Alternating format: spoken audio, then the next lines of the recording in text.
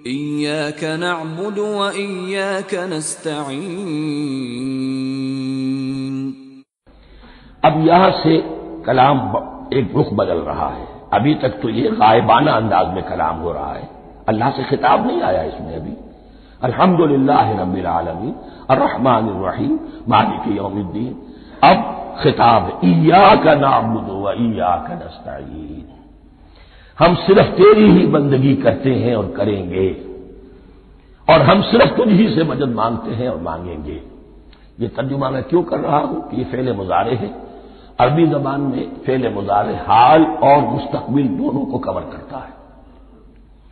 ایاک کا جو ہے مفعول فاعلی جو ہے، مفعول جو ہے اس میں ضمیر مفعولی اسے پہلے لا کر حشر کا مضمون پیدا ہو گیا۔ ہم تیری بندگی کرتے ہیں نہیں، ہم تیری ہی بندگی کرتے ہیں اور کریں گے۔ حال میں ترجمہ کیجئے تو یہ اظہار حال ہے، اور مستقبل میں ترجمہ کیجئے تو یہ عہد ہے، قول و قرار ہے، بہت بڑا معاہدہ ہے۔ وَإِيَّاكَ نَسْتَعِينُ، اور صرف تجھ ہی سے مدد مانگتے ہیں اور مانگیں گے۔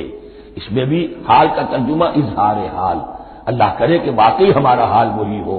جب ہم یہ الفاظ کہتے ہیں تو واقعتاً ہم اس پر پورے اتر رہے ہوں کہ اسی کی بندگی کر رہے ہوں اور اسی سے ساری استعادت و استمداد کر رہے ہیں۔ جہاں تک مستقبل کا تعلق ہے وہ پھر ایک عہد ہے۔